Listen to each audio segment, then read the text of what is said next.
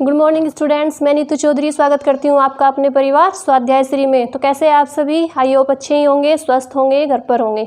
ठीक है, तो आज की क्लास की शुरुआत करते हैं, जिसमें आज का हमारा मोटिवेशनल कोड क्या है कि बेहतर से बेहतर की तलाश करो, बेहतर से बेहतर की तलाश करो। मिल जाए नदी तो समंदर की तलाश करो, मिल जाए नदी तो समंदर की तलाश करो। टूट जाता है शीशा पत्थर की चोट से, टूट जाता है शीशा पत्थर की चोट से। टूट जाए पत्थर ऐसे शीशे की तलाश करो। तो कहने का मतलब है कि अपने लक्ष्य को पाने के बाद फिर बड़े लक्ष्य की प्राप्ति के लिए मेहनत करो। वहीं पे नहीं रुक जाना है कि हमने एक छोटी सी नौकरी पाली या अपना हमारा जो पहली जो सीढ़ी थी वहीं पे चढ़ के नहीं रुक जाना है, फिर स्टेप बाय स्टेप आगे चलना है और कुछ ऐसा करना है बिल्कुल नया जो किसी ने ना किया हो। ठीक है,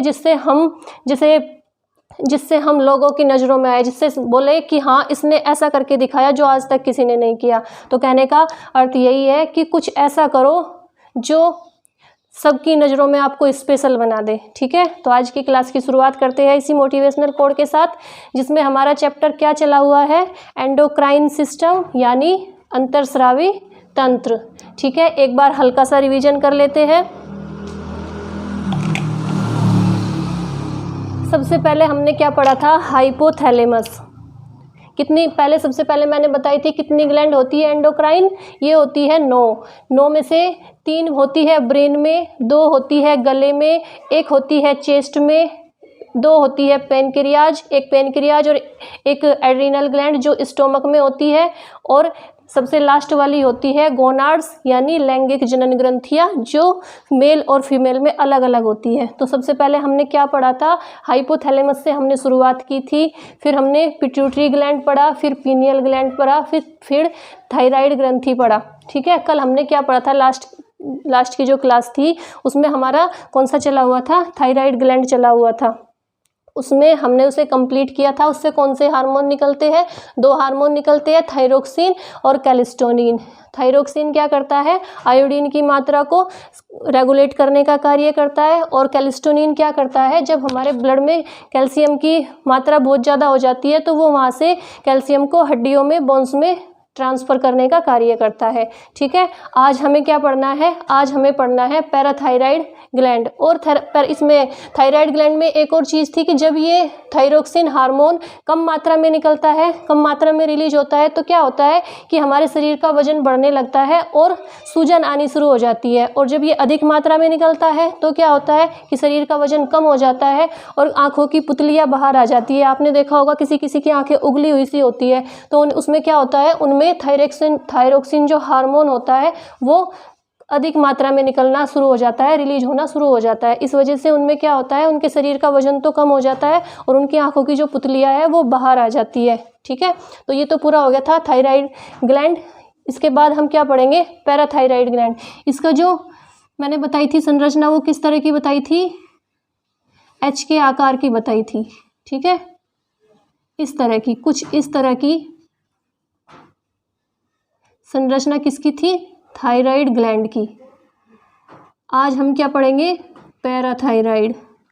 ठीक है, अब पैराथायराइड क्या होती है, पैराथायराइड होती है ये जो थायराइड ग्लैंड है ना, इसी के पैरों से याद रखेंगे। जैसे पैराथायराइड है तो ये चारों कोने इसके पैर माने जाएंगे। ठीक है, ये चारों कोने, ये थायराइड ग्लैंड के चारों कोनों पर स्थित होती है पैराथायराइड ग्लैंड। और इसका आकार कैसा होता है, मसूर के दाने जितना इसका आकार होता है। तो सबसे पहला पॉइंट क्या लिखेंगे, मैंने यहाँ पे डाला हुआ है पैराथायराइड। सबसे पहला पॉइंट लिखेंगे कि ये कहाँ पे स्थित होती है। सबसे पहले तो ये गले में होती है, हमें ये पता होना चाहिए, थायराइड और पैराथायराइड दोनों गले में होती है। और थायराइड के कौन से भाग में होती है, तो ये ग्रंथि, फर्स्ट पॉइंट लिखेंगे, मेरे साथ साथ लिखते चलिए, पैराथायराइड के चारों कोनों पे स्थित होती है। ठीक है, पैराथायराइड,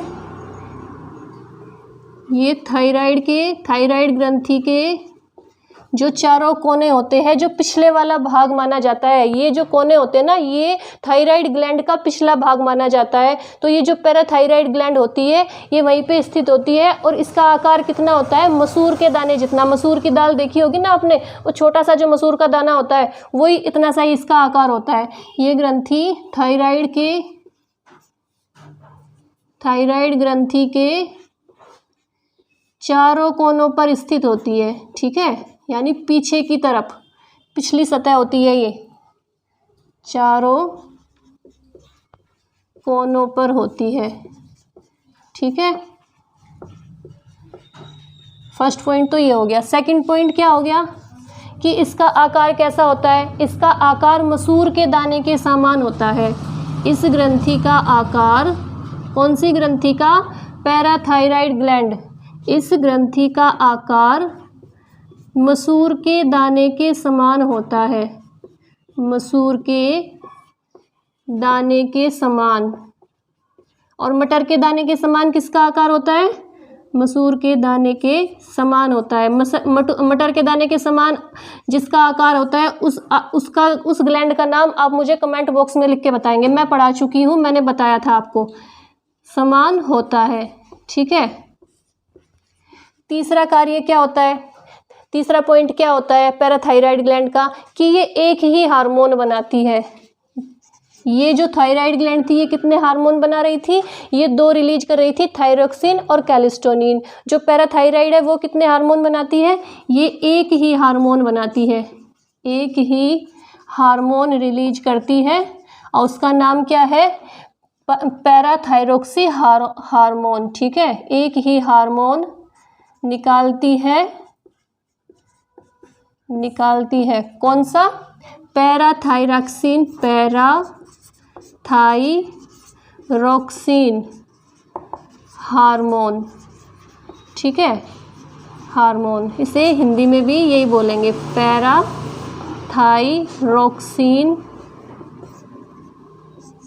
हार्मोन, ठीक है। तो ये कौन सा हार्मोन निकालती है, अगर क्वेश्चन आता है कि पैराथायराइड ग्लैंड कौन सा हार्मोन निकालती है, तो पैराथायरॉक्सिन हार्मोन निकालती है। और थायराइड ग्लैंड कौन सा निकालती है, 2 हार्मोन निकालती है, रिलीज करती है, थायरोक्सिन और कैल्सिटोनिन। इसे फटाफट से नोट डाउन करते रहिए, ठीक है। और 3 पॉइंट हो गए। नेक्स्ट पॉइंट क्या है कि ये क्या करती है, हमारे शरीर में जो पैराथायराइड ग्लैंड होती है ये फास्फोरस और कैल्शियम को नियंत्रित करती है। फास्फोरस और जो कैल्शियम होता है हमारे शरीर में उसके वितरण को नियंत्रित करने का कार्य करती है। नेक्स्ट पॉइंट क्या लिखेंगे कि पैराथायराइड ग्लैंड या ये ग्रंथि क्या करती है, हमारे शरीर में या मानव शरीर में कैल्शियम और फास्फोरस, कैल्शियम और फास्फोरस के वितरण को नियंत्रित करती है। और फास्फोरस, कैल्शियम और फास्फोरस के वितरण को नियंत्रण करने का कार्य करती है, ठीक है, वितरण को नियंत्रित करती है। नेक्स्ट पॉइंट हो गया। कौन कौन से पॉइंट हो गए, सबसे पहले तो कहाँ पे स्थित होती है, ये थायराइड ग्लैंड के पिछले भाग में यानी चारों कोनों पे स्थित होती है। पैरों से याद रखेंगे, जैसे ये ग्लैंड बनी हुई है इसके ये 4 पैर मान लेंगे हम याद करने के लिए, ठीक है। और चारों पैरों पे स्थित हो गई तो कौन सी हो गई, पैराथायराइड ग्लैंड हो गई। सेकंड पॉइंट क्या होता है कि इसका आकार कैसा होता है, ये मसूर के दाने के समान होता है। थर्ड पॉइंट क्या है कि इससे कितने हार्मोन निकलते हैं। तीसरा क्वेश्चन क्या आएगा कि पैराथायराइड, मैं साइड हो रखी हूँ, आप फटाफट से नोट डाउन कीजिए।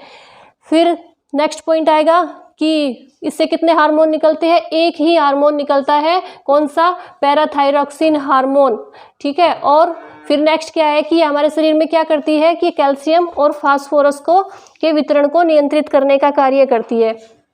तो अब आता है कि ये जो पैराथायरॉक्सिन हार्मोन है इसका कार्य क्या होता है, ठीक है। ये जो हमारी हड्डियों के पास जब ज़्यादा कैल्शियम इकट्ठा हो जाता है तो ये उस कैल्शियम को ब्लड के अंदर ट्रांसफ़र करता है। ये जो हार्मोन होता है ये क्या करता है, जब हमारे शरीर में हमारी हड्डियों में कैल्शियम बहुत अधिक मात्रा में हो जाता है तो ये जो हार्मोन होता है पैराथायरॉक्सिन हार्मोन, ये क्या करता है, उस कैल्शियम को ब्लड के अंदर ट्रांसफ़र करने का कार्य कर देता है। तो इसका कार्य लिखेंगे नेक्स्ट पॉइंट में कि पैराथायरॉक्सिन हार्मोन, पैराथायरॉक्सिन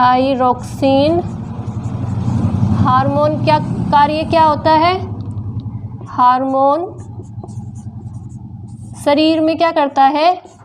शरीर में जब हमारी हड्डियों में, बोन्स में, जब हड्डियों में कैल्शियम अधिक मात्रा में हो जाता है, कैल्शियम अधिक मात्रा में हो जाता है तो क्या करता है? ये जो हार्मोन है ये उस कैल्शियम को ब्लड में ट्रांसफ़र कर देता है। अधिक मात्रा में हो जाता है, साथ साथ नोट डाउन करते रहिए, हो जाता है तो ये हार्मोन कैल्शियम को ब्लड में ट्रांसफ़र कर देता है, कैल्शियम को ब्लड में ट्रांसफ़र कर देता है। ठीक है, अगर आपको साइड में लिखा हुआ नहीं दिखाई दे रहा है तो मैं बोल रही हूँ। उसका कार्य क्या होता है? जो पैराथायरॉक्सिन हार्मोन होता है वो क्या करता है? जब हमारी हड्डियों में, हमारी बोन्स में कैल्शियम बहुत ज़्यादा हो जाता है, किसी किसी का कैल्शियम बढ़ जाता है ना, सुना होगा आपने। जब कैल्शियम कम हो जाता है तो हड्डी आवाज़ करने लगती है, कट कट की आवाज़ आएगी। जब हम साइकिलिंग वगैरह करेंगे या एक्सरसाइज करेंगे तो हमारी हड्डियों से कट कट की आवाज़ आएगी। तो उस स्थिति में क्या होता है कि कैल्शियम कम हो जाता है। लेकिन किसी किसी का कैल्शियम बहुत ज़्यादा बढ़ जाता है। जब कैल्शियम बहुत ज़्यादा बढ़ जाता है तो ये जो हार्मोन है पैराथायरॉक्सिन, ये क्या करता है? ये उस बढ़े हुए कैल्शियम को हमारे ब्लड में ट्रांसफ़र कर देता है। ठीक है, तो इसका कार्य आपको समझ में आ गया? क्या है इसका कार्य? ये जो एक्स्ट्रा कैल्शियम होता है हड्डियों में उसे ब्लड में ट्रांसफ़र करने का कार्य करता है। फटाफट से नोट डाउन कीजिए इसे। तो जो पैराथायराइड ग्लैंड है उसका क्या कार्य है हमारे शरीर में? एक तो सबसे पहले तो हमें ये पता होना चाहिए कहाँ पे होती है? हमारे गले में होती है। और फिर इसका स्थान कहाँ पे होता है? जो थायराइड ग्लैंड होती है वो भी गले में ही होती है, उसके चारों कोनों पे ये स्थित होती है। ठीक है, और किसके आकार की होती है? मसूर के दाने के आकार की। इतनी छोटी सी ग्लैंड होती है, 4 ग्लैंड होती है, इतनी छोटी छोटी चारों कोनों पे। फिर उसके बाद क्या है कि ये एक ही हार्मोन निकालती है। कौन सा हार्मोन निकालती है? जो थायराइड ग्लैंड थी वो 2 हार्मोन निकाल रही थी, लेकिन जो पैराथायराइड ग्रंथि है जो वो कितना हार्मोन निकालती है? एक ही हार्मोन निकालती है। कौन सा? पैराथायरॉक्सिन हार्मोन। ठीक है, वो हार्मोन क्या करता है? वो हार्मोन जब हमारे शरीर में हड्डियों में हमारी बोन्स में जब कैल्शियम अधिक मात्रा में हो जाता है तो वो उस कैल्शियम को ब्लड में ट्रांसफ़र करने का कार्य करता है। ठीक है, और ये क्या करती है ये ग्रंथि? हमारे शरीर में शरीर लिखना था मुझे यहाँ, हमारे शरीर में क्या करते हैं कि फास्फोरस और कैल्शियम के वितरण को कंट्रोल करने का कार्य करती है। तो इसके कार्य आपको समझ में आ गए होंगे कि पैराथायराइड ग्लैंड का हमारे शरीर में क्या कार्य होता है और ये कहाँ पे स्थित होती है। ठीक है, अभी ये कंप्लीट हो गई थायराइड और पैराथायराइड। तो कितनी बोन्स, कितनी हड्डियाँ, ग्लैंड हमने पढ़ ली? 1 2 3 4 5 पढ़ ली हमने। हाइपोथैलेमस, पिट्यूटरी, पीनियल, थायराइड और पैराथायराइड। उससे नेक्स्ट कौन सी आई?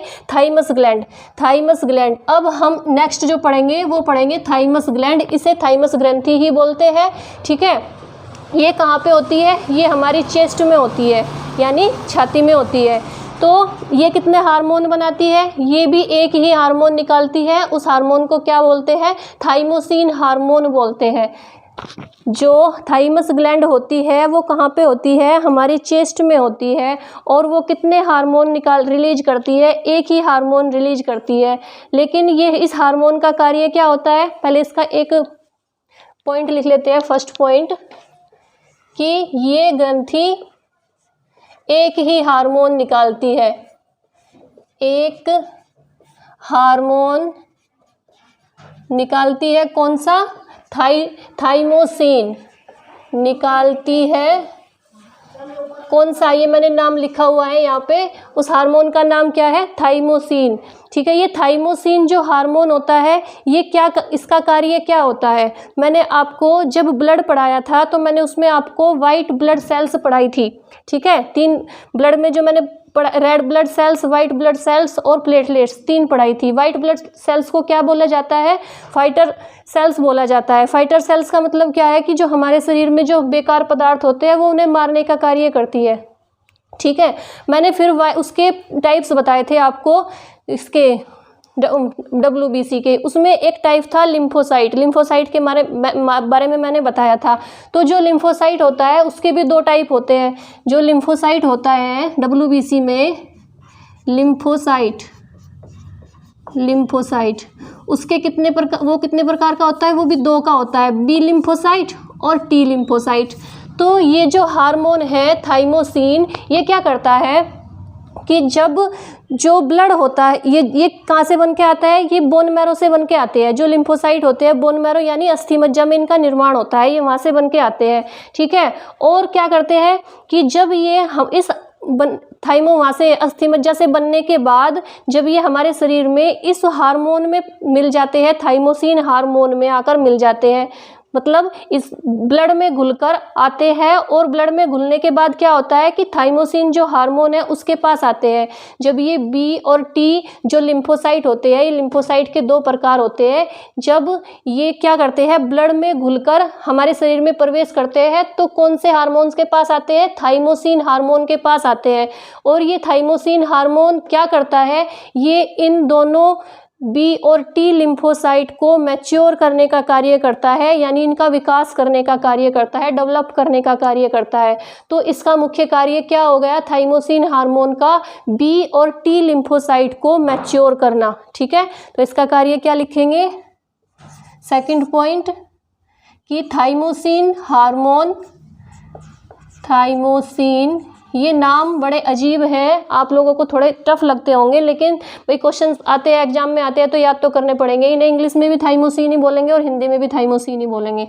थाइमोसिन हार्मोन, बी और टी लिम्फोसाइट, ये मैं उस WBC में पढ़ा चुकी हूँ आपको, इसलिए अभी मैं ज़्यादा इसे एक्सप्लेन नहीं करूँगी। WBC के जो टाइप थे उसमें से एक टाइप था लिम्फोसाइट। लिम्फोसाइट में क्या था, वो उसके 2 लिम्फोसाइट 2 प्रकार के होते हैं, बी लिम्फोसाइट और टी लिम्फोसाइट। ये जो हार्मोन होता है थाइमोसिन, ये क्या करता है कि जो बी और टी लिम्फोसाइट होते हैं उन्हें मैच्योर करने का कार्य करता है। जब वो ब्लड में घुलकर थाइमोसिन हार्मोन के पास आकर पहुंचते हैं तो ये क्या करता है, ये इन्हें मैच्योर करने का कार्य करता है, इनका विकास करने का कार्य करता है, डेवलप करने का कार्य करता है, ठीक है। तो नोट डाउन कीजिए, बी और टी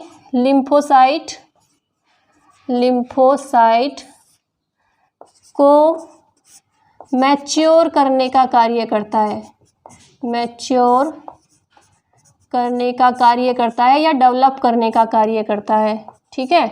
तो इसका कार्य क्या होता है, समझ में आया। इसका कार्य होता है इन दोनों लिम्फोसाइट्स को मैच्योर करना, ठीक है। इसे नोट डाउन कीजिए फटाफट से। अब कभी कभी ये क्वेश्चन आता है एग्जाम्स में, अभी हम कौन सी ग्लैंड पढ़ रहे हैं, थाइमस ग्लैंड, ठीक है। अब कभी क्वेश्चन आता है कि ऐसी कौन सी ग्लैंड है जो उम्र के साथ घटती जाती है, ये क्वेश्चंस पूछा जाता है, अक्सर एग्जाम्स में आया है। तो हमें पता होना चाहिए कि मात्र एक ही ग्लैंड है थाइमस ग्लैंड, जो क्या होता है, जो उम्र के साथ घटती जाती है, मतलब उम्र के साथ ये इसका जो आकार है वो छोटा होता जाता है। जब 8 से 30 की जो एज होती है, 8 से जो 30 की जो एज होती है उसमें ये बड़ी मात्रा में होती है, जो इसका साइज होता है वो पूरा फुल होता है। लेकिन जब 30 के बाद क्या होता है, जब व्यक्ति की उम्र 30 से ज़्यादा होने लगती है तो इसका आकार घटना शुरू हो जाता है। और 50 के बाद जब व्यक्ति की एज 50 हो जाती है उसके बाद इसका आकार बहुत छोटा हो जाता है। तो अगर क्वेश्चन आए कि ऐसी कौन सी ग्लैंड है जो उम्र के साथ साथ घटती है तो उसका नाम लिखेंगे हम थाइमस ग्लैंड, ठीक है। तो इसे नोट डाउन करके लिखेंगे कि थाइमस ग्लैंड, थाइमस ग्रंथि का आकार उम्र के साथ घटता जाता है, ठीक है, उम्र के साथ घट जाता है। जब इसकी सबसे ज़्यादा आकार कब बढ़ता है, 8 साल से 30 साल के बीच में जब उम्र होगी व्यक्ति की तो इसका आकार बढ़ेगा।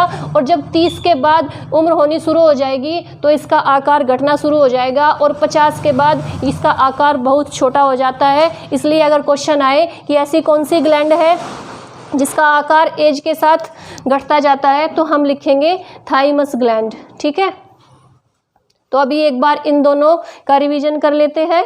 कौन कौन सी ग्लैंड पढ़ी अभी हमने? सबसे पहले हमने पढ़ी थी थायराइड, ये हमने कल पढ़ी थी, जिससे 2 हार्मोन निकलते थे, थायरोक्सिन और कैल्सिटोनिन। थायरोक्सिन क्या करता है? ये आयोडीन की मात्रा को रेगुलेट करने का कार्य करता है। कैल्सिटोनिन क्या करता है कि जब हमारे शरीर में कैल्शियम की मात्रा बढ़ जाती है तो ये क्या करता है? ब्लड में ट्रांसफ़र कर देता है, ठीक है। और फिर आज हमने पढ़ा पैराथायराइड ग्लैंड, इसमें क्या करता है, क्या होता है कि इससे एक ही हार्मोन निकलता है, पैराथायरोक्सी हार्मोन। और ये थायराइड, इसकी जो स्थिति होती है वो कहाँ पे होती है? थायराइड ग्लैंड के चारों कोनों पे इसकी स्थिति होती है। इसका आकार मटर के दाने के समान होता है, इससे एक ही हार्मोन निकलता है, मैंने आपको बता ही दिया। और क्या करती है? ये हमारे शरीर में कैल्शियम और फास्फोरस के वितरण को नियंत्रित करती है, कंट्रोल करती है।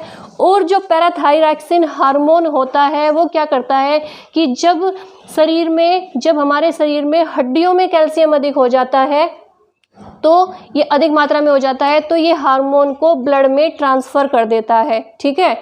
उसके बाद हमने क्या पढ़ा? उसके बाद हमने थाइमस ग्लैंड पढ़ी, एकमात्र ऐसी ग्लैंड जो उम्र के साथ घटती जाती है, मतलब उम्र के साथ जिसका आकार छोटा होता जाता है, एकमात्र ऐसी ग्लैंड है थाइमस ग्लैंड, जिससे एक ही हार्मोन निकलता है, थाइमोसिन हार्मोन। थाइमोसिन हार्मोन क्या होता है कि जो WBC होती है, वाइट ब्लड सेल्स होती है, उसमें वो क्या करने का कार्य करती है? उन्हें बोला जाता है फाइटर सेल्स, यानी वो हमारे शरीर में जितने भी बेकार पदार्थ होते हैं वो उन्हें मार देती है, उन्हें मारने का कार्य करती है, ठीक है। फिर WBC के जो टाइप्स बताए थे मैंने, उनमें से एक टाइप है लिम्फोसाइट। लिम्फोसाइट भी 2 टाइप के होते हैं, B लिम्फोसाइट और T लिम्फोसाइट। और जो ये हार्मोन निकलता है इनसे, थाइमोसिन हार्मोन, ये क्या करता है? B और T लिम्फोसाइट को मैच्योर करने का कार्य करता है। अब क्वेश्चन आता है कि जो ये थाइमस ग्लैंड है, इसका आकार उम्र के साथ घटता जाता है। इसका आकार सबसे ज़्यादा किस एज में होता है? मतलब जब इसका पूरा आकार होता है, फुल आकार होता है, वो एज कौन सी होती है? तो वो 8 वर्ष से 30 वर्ष के बीच इसका आकार फुल होता है। उसके बाद इसका आकार घटना शुरू हो जाता है, कम होना शुरू हो जाता है, ठीक है। तो अभी हमने ये दोनों ग्लैंड पढ़ी, आप इसे नोट डाउन कीजिए फटाफट से, मैं साइड हो जाती हूँ।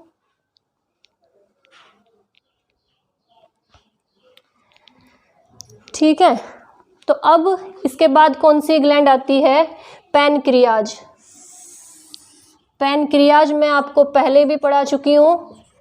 किसमें पढ़ा था हमने पैनक्रियाज? पाचन तंत्र में। पैनक्रियाज को क्या बोलते हैं हिंदी में? अग्नाशय। और ये कहाँ पे होती है ग्लैंड? ये होती है स्टोमक में। कौन कौन सी ग्लैंड होती है? पैनक्रियाज और एड्रिनल ग्लैंड। इसे हिंदी में क्या बोलते हैं? अधिवृक्क ग्रंथि बोलते हैं, और पैनक्रियाज को बोलते हैं अग्नाशय। अग्नाशय यहाँ पे भी लिख देती हूँ, ठीक है। पैनक्रियाज के बारे में मैंने आपको बताया ही था। सबसे पहले इसकी खोज किसने की थी? सबसे पहले क्वेश्चन आता है कि पैनक्रियाज के खोजकर्ता कौन है? तो इसकी खोज की थी लैंगरहैंस ने। लैंगरहैंस ने। अब मैंने आपको बताया था कि पैनक्रियाज कैसी ग्लैंड है? तो पैनक्रियाज एक मिक्स्ड ग्लैंड है, जो क्या करती है? जूस भी बनाती है, रस भी निकालती है, हार्मोन्स भी रिलीज करती है और एंजाइम्स भी बनाती है। तो सबसे पहले क्या लिखेंगे? फर्स्ट पॉइंट लिखेंगे कि ये एक मिश्रित ग्रंथि है। मिश्रित ग्रंथि है जो जूस हार्मोन्स और एंजाइम्स तीनों का निर्माण करती है, तीनों बनाती है। तो ये कैसी ग्लैंड है? मिश्रित ग्लैंड है, मिक्स्ड ग्लैंड है, जो जूस भी बनाती है, हार्मोन्स भी बनाती है और एंजाइम्स भी बनाती है। ये फर्स्ट पॉइंट हो गया। दूसरा पॉइंट क्या है कि जो पैनक्रियाज है वो पैनक्रियाज होती है वो हमारे शरीर में, मतलब अगर क्वेश्चन आता है कि हमारे शरीर में ऐसी कौन सी ग्रंथि है, कौन सी एक ही ग्रंथि है वो जो तीनों बनाती है, तो हम आंसर क्या लिखेंगे कि पैनक्रियाज एकमात्र ऐसी मिक्स्ड ग्लैंड है जो क्या करती है? जूस, हार्मोन और एंजाइम तीनों निकालती है, ठीक है। अब क्वेश्चन आता है कि क्या ये एक अंग है, क्या ये एक ऑर्गन है? तो हाँ, पैनक्रियाज एक ऑर्गन है, एक अंग है। और अंगों का निर्माण किससे होता है? सेल्स से होता है, कोशिकाओं से होता है। और इसमें अगला पॉइंट क्या लिखेंगे कि ये एक ऑर्गन है, एक ऑर्गन है जो कोशिकाओं से मिलकर बनी है। ऑर्गन है जो सेल्स से मिलकर बनी है, सेल्स से बनी है। अब ये क्वेश्चन पूछा जाता है कि जो पैनक्रियाज है वो कितनी सेल्स से मिलकर बनी है, कितनी कोशिकाओं से मिलकर बनी है? तो हम लिखेंगे कि ये 4 कोशिकाओं से मिलकर बनी है। कौन कौन सी होती है वो 4 कोशिकाएं?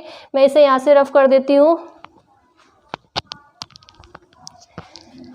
वो 4 कोशिकाएं होती है अल्फा, बीटा, डेल्टा और एफ सेल्स। ठीक है, यहाँ से रफ कर देती हूँ मैं इसे। कौन कौन सी होती है मैंने ये आपको पाचन तंत्र में भी पढ़ाया था पैनक्रियाज के बारे में, लेकिन एक बार फिर से रिपीट कर देते हैं क्योंकि अब ये एज ए ग्लैंड पढ़ रहे हैं हम। ठीक है, तो ये कौन सी सेल्स से मिलकर बनी है? तो ये 4 सेल्स से मिलकर बनी है। कौन सी है वो सेल? वो है अल्फा, बीटा, डेल्टा और एफ सेल। ठीक है, नोट डाउन करेंगे उन्हें यहीं पे।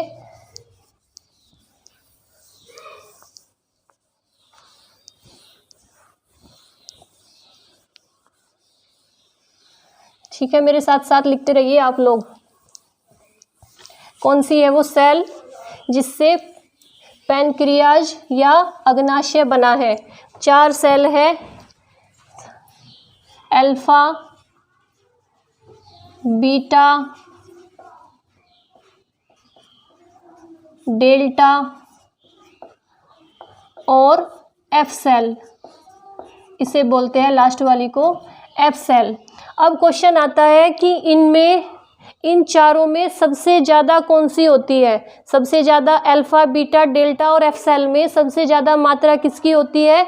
तो सबसे ज़्यादा मात्रा होती है बीटा की, ये होती है 95%। और इन तीनों की मात्रा कितनी होती है? ये होती है 5%।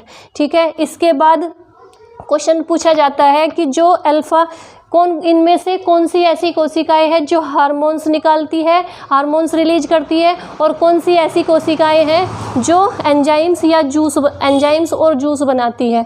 तो जो ये तीनों कोशिकाएं हैं अल्फा, बीटा और डेल्टा, ये क्या करती है? ये हार्मोन्स बनाती है, हार्मोन रिलीज करती है। और जो एफ सेल है ये क्या करती है? ये जूस और एंजाइम बनाती है। ठीक है, तो अगर क्वेश्चन आएगा तो हम आंसर लिखेंगे कि अल्फा, बीटा और डेल्टा जो क्या करती है? हार्मोन रिलीज करती है, हार्मोन का निर्माण करती है। और जो एफ सेल है वो क्या करती है? वो एंजाइम्स और जूस का निर्माण करती है। अब ये पूछे कि जो हार्मोन निकालती है वो कौन सी ग्लैंड होती है? तो जो हम पढ़ रहे हैं वो होती है एंडोक्राइन ग्लैंड, जो हार्मोन रिलीज करती है। और जो जूस और एंजाइम्स निकालती है, बनाती है, वो होती है एक्सोक्राइन ग्लैंड। ठीक है, तो अब ये पूरा कंप्लीट हो गया। पैनक्रियाज का एक बार रिवीजन कर लेते हैं कि पैनक्रियाज क्या है। इसकी खोज किसने की थी? लैंगरहैंस ने की थी। लैंगरहैंस क्वेश्चन आता है कि पैनक्रियाज के खोजकर्ता कौन है? ठीक है, फिर ये मिक्स्ड ग्लैंड है, मिश्रित ग्रंथि है, जो क्या करती है? तीनों निकालती है, जूस भी, एंजाइम्स भी और हार्मोन भी। ठीक है, और क्या इसका कार्य क्या है कि जो ये एक अंग है, एक ऑर्गन है और ये कोशिकाओं से मिलकर बनी है। तो कोशिकाएं कौन से कोशिकाएं हैं जिससे ये मिलकर बनी है? अल्फा, बीटा, डेल्टा और एफ सेल। अब क्वेश्चन आता है कि सबसे ज़्यादा जो इनमें अल्फा, बीटा और डेल्टा में जो सबसे ज़्यादा मात्रा होती है वो किसकी होती है? तो वो हम आंसर लिखेंगे बीटा की होती है, 95% होती है। फिर ये क्वेश्चन आता है कि इनमें हार्मोन कौन बनाता है और जूस और एंजाइम्स कौन बनाता है?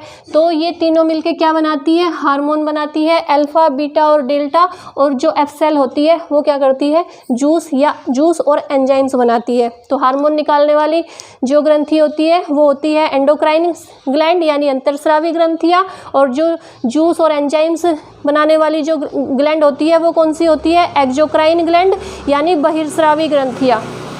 ठीक है, नोट डाउन कीजिए इसे फटाफट से।